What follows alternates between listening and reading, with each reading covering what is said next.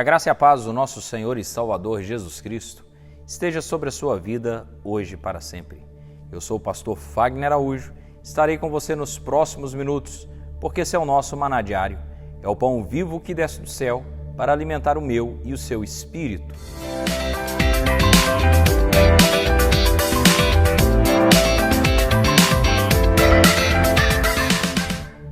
Meus queridos irmãos, estamos com uma série de ministrações falando sobre saúde mental à luz da Bíblia. E eu quero ler com você um texto que está na primeira carta de Paulo, capítulo 2, primeira carta de Paulo aos Coríntios, capítulo 2, versículo de número 16, que está escrito assim: porque quem conheceu a mente do Senhor para que possa instruí-lo? Mas nós temos a mente de Cristo. Eu quero focar nesse ponto. Nós temos a mente de Cristo. Eu e você, que tivemos a oportunidade de conhecer Jesus, nós temos a chance de errar muito menos.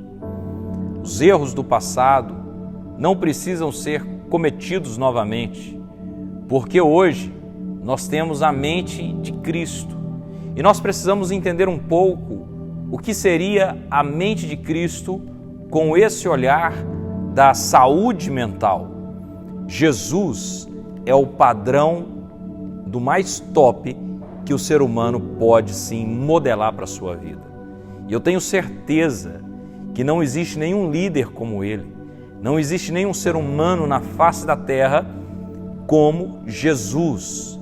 Ele é o nosso modelo, ele é exatamente o que nós precisamos desejar e sonhar ser como ele, viver como ele viveu. E a palavra do Senhor diz que nós temos a mente dele. Como que isso funciona? Vamos tentar entender um pouco a lógica de Jesus diante de algumas coisas corriqueiras da vida e, se fosse eu e você, como nos comportaríamos diante de tal situação. Vamos pegar um primeiro exemplo. Jesus, ele veio para a terra com uma finalidade, com um plano específico, com uma ordem de Deus, com uma missão. Qual era a missão? Morrer na cruz, ressuscitar ao terceiro dia e subir aos céus para a nossa justificação. Então ele morre no nosso lugar, ele tem uma morte expiatória onde o meu e o seu pecado estava sobre ele, ele ressuscita no terceiro dia e ele sobe aos céus para nos justificar diante de Deus.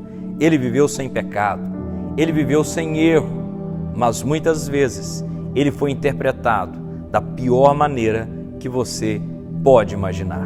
Aos 12 anos, por exemplo, em uma festa em Jerusalém, quando a sua mãe e o seu pai estavam regressando para casa, esqueceram o menino. Imagine só, perdendo um filho, uma criança de 12 anos. Talvez você até pense assim: puxa vida, ele deveria ter obedecido o pai, obedecido a mãe e estado perto deles. A Bíblia diz que Jesus lhes era obediente. Então Jesus não era um filho rebelde, Jesus não era um adolescente mimado, como muitos hoje em dia, que ao invés do pai exercer autoridade sobre ele, eles que exercem autoridade sobre o pai e a mãe. Jesus não era assim, Jesus não se comportava assim. E onde Jesus estava? Jesus estava no templo, conversando com os mestres da lei, com os doutores da lei, e eles ficavam todos admirados com a sabedoria daquela criança. Imagine um menino de 12 anos fazendo com que doutores da lei, mestres, ficassem de boca aberta diante de tamanho conhecimento, porque diante deles estava ali a sabedoria de Deus. Mas quando seu pai e a sua mãe terrenos chegam, eles chegam já dando bronca, dizendo: eu e seu pai estávamos te procurando. E Jesus, ele disse: eu estava aqui, na casa do meu pai. Ou seja, a sanidade mental de Cristo era equilibrada. Maria, José ouviam tudo isso e guardavam em silêncio. Jesus poderia naquela hora ter dito: vocês esqueceram quem eu sou? Vocês esqueceram que eu sou o Deus Todo-Poderoso e vocês devem se prostrar diante de mim? Em momento nenhum você percebe Jesus fazendo isso. A forma dele lidar com necessidades humanas. Uma multidão estava diante dele, com fome, famintos ali. E ele chama os seus discípulos e diz: vamos alimentar essa multidão. E os seus discípulos agora começam a questionar, dizendo: bastaria-nos muito dinheiro para poder alimentar toda essa multidão. Nós não temos nada aqui. E de repente chega fazendo meio que um gracejo, dizendo: esse menino aqui, ele tem 5 pães e 2 peixinhos. 5 pães e 2 peixinhos para o discípulo, mas para Jesus aquilo simbolizava uma multidão alimentada. Então ele foi não compreendido pelo pai e a mãe aos 12 anos. Diante da multidão, ele não foi compreendido pelos seus discípulos que estavam andando lado a lado com ele. Por que não lembrar das bodas de Caná da Galileia, o primeiro milagre que Jesus fez? Maria, agora ela chega diante de Jesus e fala com ele que acabou o vinho.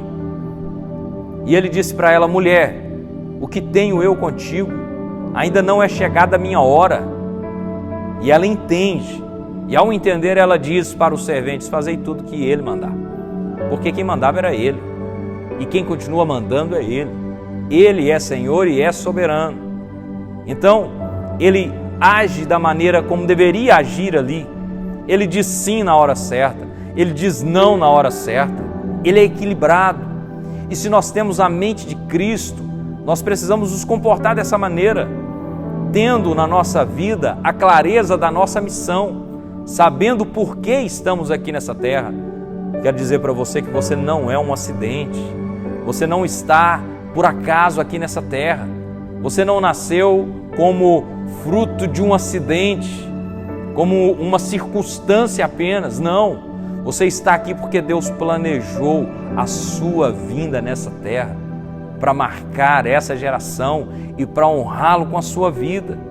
Mas muitas vezes nós nos comportamos como se nós não tivéssemos a mente de Cristo. A mente de Cristo era generosa, ele alimentou a multidão. A mente de Cristo era equilibrada. A mente de Cristo se compadecia. A mente de Cristo se afastava daquilo que era mal.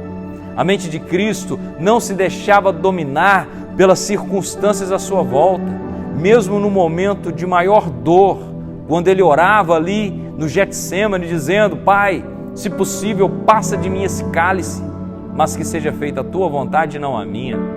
A mente de Cristo prioriza a vontade de Deus e não a vontade própria.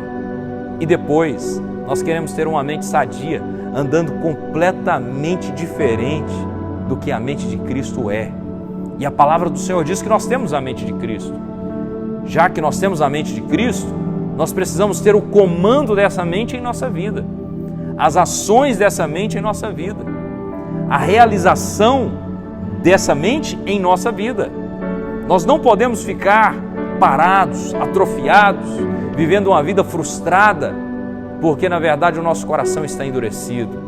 Não, nós precisamos viver o melhor que o Senhor separou para mim e para você.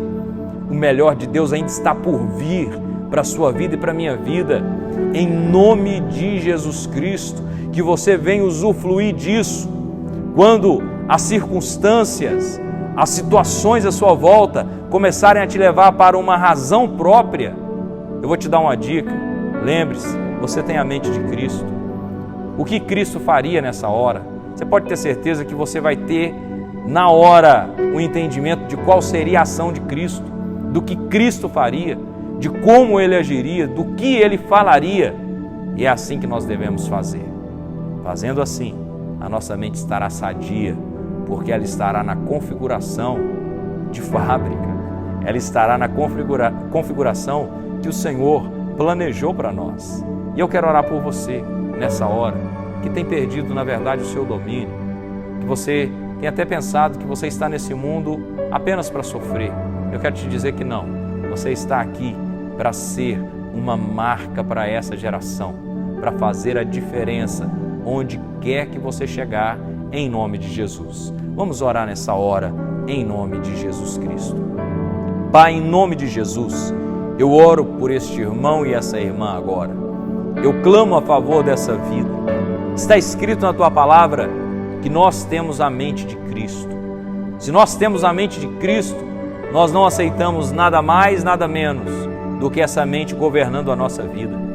Essa mente nos guiando no que devemos falar, de como devemos agir, de como devemos proceder, em nome de Jesus Cristo.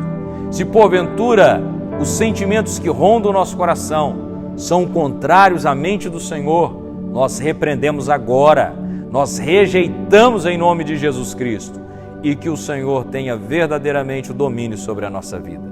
Que o Senhor te abençoe e te guarde. Que o Senhor faça resplandecer o teu rosto sobre ti e tenha misericórdia de ti. Que o Senhor sobre ti levante o teu rosto e te dê a paz. Que Deus te abençoe. E antes de você sair, não esqueça de curtir esse vídeo, de comentar, compartilhar, assine o nosso canal, acione o sininho e eu tenho certeza que será bênção demais para a sua vida. Leve essa palavra para outras pessoas, me ajude a pregar o Evangelho. Que Deus te abençoe e até amanhã, se assim o Senhor permitir.